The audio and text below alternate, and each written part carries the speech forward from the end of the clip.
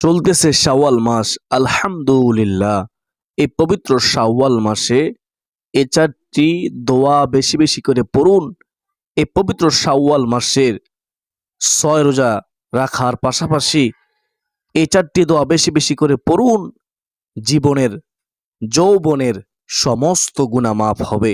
চোখের গুনাহ, জবানের গুনাহ, হাতের গুনাহ, পায়ের গুনাহ, সর্ব অঙ্গ প্রত্যঙ্গের সমস্ত গুনাহ আল্লাহ রব্বুল আলামিন ক্ষমা করে দিবেন। আপনি নিষ্পাপ হয়ে যাবেন। শুধু তাই নয়, আপনার আমলনামায় আল্লাহ তাআলা নেকি দিয়ে ভরপুর করে দিবেন। আপনার দুঃখ কষ্ট দূর করে দিবেন, বিপদ আপদ দূর করে দিবেন, আপনার অভাব অনটন দূর করে দিবেন ইনশাআল্লাহ। তো আজকের ভিডিওটি অনেক গুরুত্বপূর্ণ ভিডিও। সম্মানিত দিনী ভাই বোনেরা, আমরা সর্বপ্রথমে জানবো শাওয়াল মাসের ৬ রোজা রাখার সম্পূর্ণ নিয়ম কানুন ইনশাআল্লাহ। চলতেছে শাওয়াল মাস, ঈদের পর শাওয়াল মাসের ৬ রোজা সঠিকভাবে রাখার নিয়ম অনেকেই জানেন না। প্রিয় দিনদার মুসলমান ভাই ও বোনেরা, ১ নম্বরে আমরা জানবো এই রোজা আমরা রাখলে আমাদের লাভ কি হবে, ফজিলত কি। ২ নম্বরে জানবো এই রোজা কবে থেকে শুরু করবেন, কবে থেকে রাখবেন। ৩ নম্বরে আমরা জানবো একসাথে ৬টি রোজা রাখা উত্তম নাকি ভেঙ্গে ভেঙ্গে রাখা ভালো, সঠিক নিয়ম কি আপনাদেরকে বলে দেব ইনশাআল্লাহ। ৪ নম্বরে রমজানের ভাঙতি রোজা আগে রাখবেন নাকি ৬ রোজা আগে রাখবেন, কাজা রোজা আগে রাখবেন নাকি শাওয়াল মাসের ৬ রোজা আগে রাখবেন। ৫ নম্বরে জানবো এই রোজা না রাখলে কি গুনাহ হবে। ৬ নম্বরে ৬ রোজা রাখার নিয়ত কি, এই শাওয়াল মাসের ৬টি রোজা নফল রোজা রাখার নিয়ত কি। রোজা রেখে ৭ নম্বর প্রশ্ন, রোজা রেখে ভেঙ্গে ফেললে পরে কাজা কি করতে হবে। ৮ নম্বরে মহিলারা রোজা শুরু করার পর মাসিক শুরু হয়ে গেলে বাকি রোজাগুলো কি করবে তারা, মহিলা মা বোনেরা তার করণীয় কি। ৯ নম্বরে রোজা রেখে কোনো ভুলগুলো করলে রোজা হবে না, কোন ভুলগুলো করলে রোজা হবে না, আল্লাহ অসন্তুষ্ট হবে। রোজা রেখে আল্লাহকে খুশি করতে পারবেন না, রোজার সওয়াব পাবেন না। জানা দরকার প্রত্যেকের। কষ্ট করে আপনি রোজা রাখবেন কিন্তু রোজা রেখে কোনো লাভ হবে না, এরকম তো আপনি চান না। তাহলে শুনেন মনোযোগ দিয়ে, আমার বিশ্বাস যদি আপনারা মনোযোগ দিয়ে শুনেন তাহলে শাওয়াল মাসের রোজা আল্লাহ তাআলার দরবারে কবুল হবে। শাওয়াল মাসের রোজা রাখার সঠিক নিয়ম জানবেন, কিভাবে রোজা রাখবেন, কিভাবে নিয়ত করবেন, সম্পূর্ণ নিয়ম কানুন জানতে পারবেন এবং যে ৪টি দোয়া পড়বেন বেশি বেশি করে সেটাও জানতে পারবেন। সেই নিয়মে যদি রোজা রাখেন অবশ্য রোজা কবুল হবে। তো আপনারা মনোযোগ দিয়ে শুনতে থাকুন। আল্লাহ তাআলা আপনাদেরকে মনোযোগ দিয়ে আজকের এই গুরুত্বপূর্ণ আলোচনা শোনার তৌফিক দান করুন, আমিন। তো আমরা ১ নম্বরে জানবো এই রোজার লাভ বা ফজিলত কি, এই রোজা রাখলে আমাদের কি লাভ হবে। রাসূলুল্লাহ সাল্লাল্লাহু আলাইহি ওয়াসাল্লাম কি সুসংবাদ দিয়েছেন শাওয়ালের ৬ রোজা রাখার ফজিলত। শাওয়াল মাসে একটা বড় নেকির কাজ হলো ৬টি নফল রোজা রাখা। সাধারণত একে ৬ রোজা বলা হয়ে থাকে। শাওয়াল মাসের ৬ রোজা বলা হয়ে থাকে।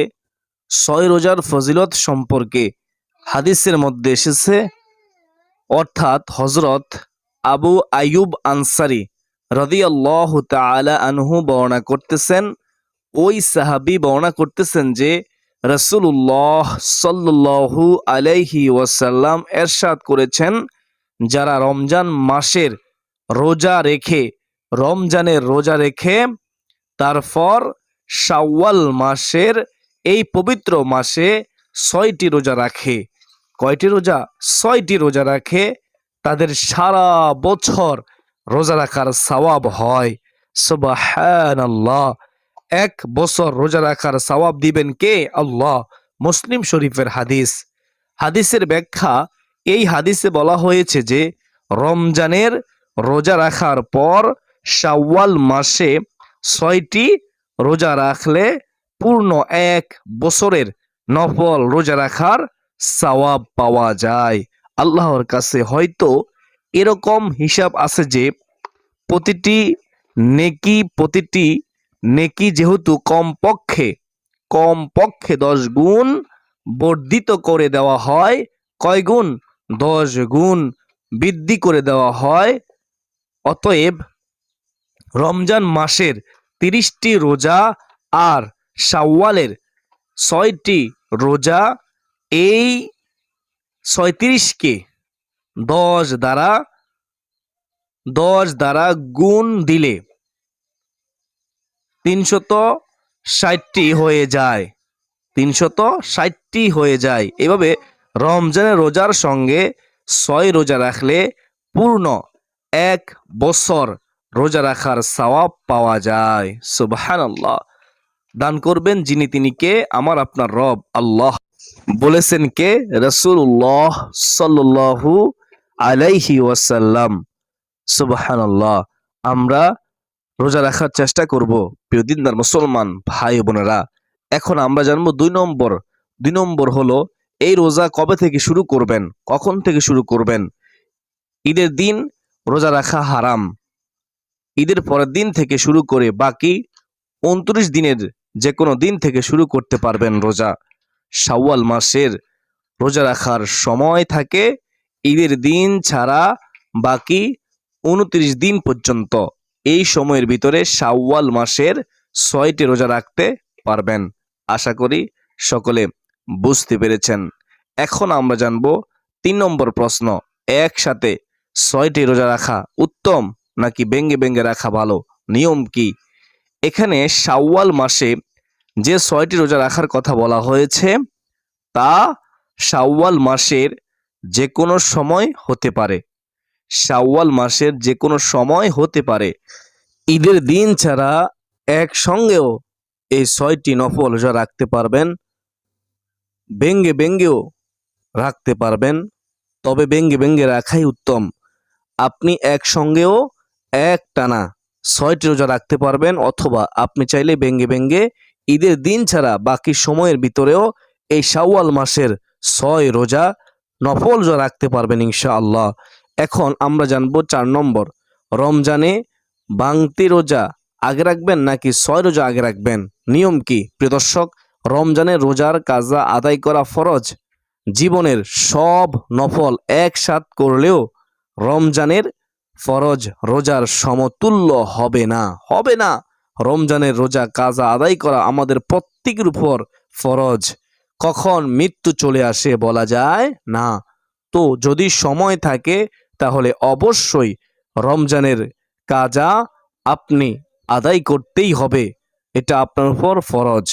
যদি দেখেন শাওয়াল মাস শেষ হয়ে যাচ্ছে, আপনি এখন রমজানের কাজা আদায় করতে গেলে শাওয়াল মাসের 6টি নফল রোজা রাখতে পারবেন না, তাহলে আপনি কি করবেন? আপনি শাওয়াল মাসের 6টি নফল রোজা রেখে দিবেন, আর শাওয়াল মাস শেষে আপনি রমজানের কাজা আদায় করবেন যদি এরকম হয়। আর যদি সময় থাকে কাজা আদায় করার শাওয়াল মাসে, তাহলে আপনি প্রথমত কাজা আদায় করতে হবে, তারপরে আপনি শাওয়াল মাসের 6টি নফল রোজা রাখবেন। 5 নম্বরে, এই রোজা না রাখলে কি গুনাহ হবে? প্রিয় দর্শক, এই রোজা রাখা হচ্ছে নফল রোজা না রাখলে কোনো গুনাহ হবে না, এটা আপনার ইচ্ছা। রাখলে সওয়াব আছে, না রাখলে গুনাহ নেই। 6 নম্বরে, রোজা রাখার নিয়ত কি? শাওয়াল মাসে 6 রোজা রাখার নিয়ত শুনেন। আমি শাওয়ালের 6 রোজার প্রথম রোজাটা রাখার নিয়ত করলাম, এভাবে নিয়ত করবেন। আবার 2 নম্বর রোজার সময় আপনি বলবেন আমি শাওয়ালের 6 রোজার 2য় রোজা রাখার নিয়ত করলাম। 3 নম্বর রোজা রাখার সময় আপনি বলবেন আমি শাওয়ালের 6 রোজার 3 নম্বর রোজা রাখার নিয়ত করলাম। 4 নম্বর রোজার সময় বলবেন আমি শাওয়ালের 6 রোজার 4 নম্বর রোজা রাখার নিয়ত করলাম। এভাবে আপনারা নিয়ত করবেন শাওয়াল মাসে 6টি রোজার ইনশাআল্লাহ। এখন আমরা জানবো 7 নম্বর প্রশ্ন। রোজা রেখে ভেঙে ফেললে পরে কাজা কি করতে হবে? করণীয় কি? মনে রাখবেন, নফল রোজা রাখার পরে সেই রোজা সম্পূর্ণ করা তার উপর ওয়াজিব। আবার বলতেছি, আপনি নফল রোজা নিয়ত করলেন, নিয়ত করার পরে সেই রোজাটা পরিপূর্ণ করা আপনার উপর ওয়াজিব। এখন যদি আপনি ভেঙে ফেলেন ইচ্ছাকৃতভাবে, তাহলে সেটার কাজাও আদায় করতে হবে পরবর্তীতে। আশা করি বুঝতে পেরেছেন। অবশ্যই কাজা আদায় করতে হবে, কারণ আপনি নফল নিয়ত করেছেন কিন্তু আপনি ভেঙে ফেললেন, এরকম করা যাবে না। এখন আমরা জানবো 9 নম্বর প্রশ্ন। 9 নম্বর প্রশ্নটি হচ্ছে, মহিলারা রোজা শুরু করার পর মাসিক হয়ে গেলে, এটা আল্লাহর হুকুম, এটা হবে মহিলাদের। তো মাসিক হয়ে গেলে বাকি রোজাগুলো সে কি করবে? তার কি করণীয়? সে কি করতে হবে? কিতাবে কি রয়েছে? প্রিয় দিনদার মুসলমান ভাই ও বোনেরা, মহিলাদের রোজা রাখার পরে মাসিক শুরু হলে সে কি করবে? সুন্দর করে মনোযোগ দিয়ে শুনবেন।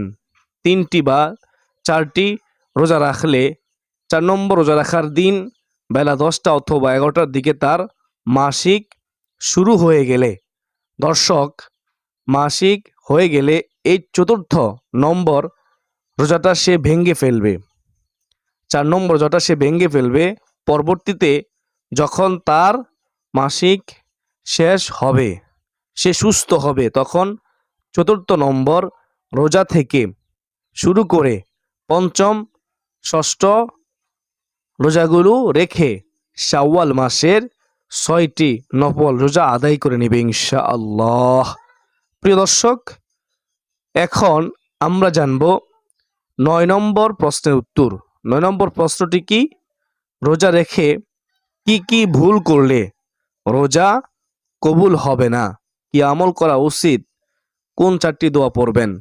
রোজা রেখে শুনেন মনোযোগ দিয়ে। আমরা অনেকে তো নফল রোজা রাখি, কিন্তু নফল রোজা রাখার পরে রোজার আদব রক্ষা করি না।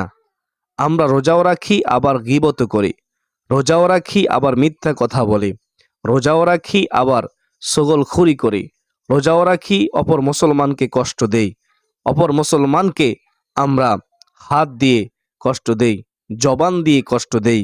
আমরা কিছুই মনে করি না, অথচ আমরা রোজা রাখি। অনেক মা বোন আছে রোজা রেখে বেপরদা চলাফেরা করে, রোজা রেখে নামাজ ঠিকমতো আদায় করে না, স্বামীর খেদমত করে না, স্বামীর মুখে মুখে তর্ক করে, স্বামীর অবাধ্য হয়। এরকম বহু রোজাদার আছে। তো এরকম যদি রোজাদার থাকে, তাহলে এই রোজাদাররা আল্লাহকে সন্তুষ্টি করতে পারবে না। কারণ নবীজি সাল্লাল্লাহু আলাইহি ওয়াসাল্লাম বলেছেন, রোজা রেখে যে ব্যক্তি গুনাহ থেকে বাঁচতে পারলো না, সে আল্লাহ তাআলাকে সন্তুষ্টি করতে পারবে না। অতএব রোজা রেখে রোজার আদব রক্ষা করতে হবে, গুনাহ থেকে বেঁচে থাকতে হবে, তাহলে রোজা দ্বারা আল্লাহকে সন্তুষ্টি করতে পারবো ইনশাআল্লাহ। তো এখন আপনারা শুনেন, পবিত্র এই শাওয়াল মাসে রোজা রেখে অথবা রোজা না রাখতে পারলেও এই 4টি দোয়া বেশি বেশি করে পড়বেন। 1 নম্বর যে দোয়ার কথা বলবো, সে দোয়াটি হচ্ছে, লা হাওলা ওয়ালা কুওয়াতা ইল্লা বিল্লাহ। লা হাওলা ওয়ালা কুওয়াতা ইল্লা বিল্লাহ। এই দোয়াটা পড়বেন। নবীজি সাল্লাল্লাহু আলাইহি ওয়াসাল্লাম এই দোয়াটি পড়তেন, সাহাবায়ে কেরামগণ পড়তেন, আমাদেরকে পড়ার জন্য বলেছেন। এটি হচ্ছে জান্নাতের গুপ্তধন। সুবহানাল্লাহ। 2 নম্বর দোয়াটি হচ্ছে, ইয়া জাল জালালি ওয়াল ইকরাম। এই দোয়াটি আল্লাহ তাআলার গুণবাচক নাম, এটাকে ইসমে আজম বলা হয়। আমরা সবাই জানি ইসমে আজমের মাধ্যমে দোয়া করতে দেরি আল্লাহ তাআলা কবুল করতে দেরি করেন না। ইয়া জাল জালালি ওয়াল ইকরাম। রাসূলুল্লাহ সাল্লাল্লাহু আলাইহি ওয়াসাল্লাম বলেছেন, এই আল্লাহ তাআলার নামটি পড়ে, ইসমে আজম পড়ে আল্লাহ তাআলার কাছে যা দোয়া করা হবে তাই আল্লাহ তাআলা কবুল করবেন, মনের সকল আশা পূরণ করবেন। সুবহানাল্লাহ। এখন আমরা জানবো 3 নম্বর দোয়া। 3 নম্বর দোয়াটি হচ্ছে, সুবহানাল্লাহি ওয়া বিহামদিহি। সুবহানাল্লাহি ওয়া বিহামদিহি। এটি এমন একটি দোয়া যে দোয়াটি পড়লে সমুদ্রের ফেনা রাশি পরিমাণ গুনাহ থাকলেও আল্লাহ রাব্বুল আলামিন গুনাহ ক্ষমা করে দিবেন। সুবহানাল্লাহ। অতএব আমাদের প্রত্যেকের উচিত এই দোয়াটি, এই তাসবিহটি বেশি বেশি করে পড়া। 4 নম্বর দোয়াটি হচ্ছে দোয়া ইনুস পড়বেন বেশি বেশি করে। লা ইলাহা ইল্লা আনতা সুবহানাকা ইন্নী কুনতু মিনাজ জালিমিন। এটি কেন পড়বেন? কারণ এই দোয়া সম্পর্কে স্বয়ং আল্লাহ তাআলা ওয়াদা করেছেন, বিপদ আপদ দূর করবেন, অভাব অনটন দূর করবেন, সকল প্রকার হতাশা দূর করবেন, সকল মনের আশা পূরণ করবেন, আল্লাহ তাআলার ওয়াদা। তো আমরা এই 4টি দোয়া শিখবো, এই 4টি দোয়া পড়বো বেশি বেশি করে, নিজেও পড়বো, অপরকে পড়ার জন্য বলবো ইনশাআল্লাহ। যদি সম্ভব হয় এই শাওয়াল মাসের 6 রোজা রাখার চেষ্টা করবো ইনশাআল্লাহ। রোজা রেখে রোজার আদব রক্ষা করব, আর এই 4টি দোয়া বেশি বেশি করে পড়বো। আল্লাহ তাআলা আমাদের সবাইকে কবুল করুন, আমিন।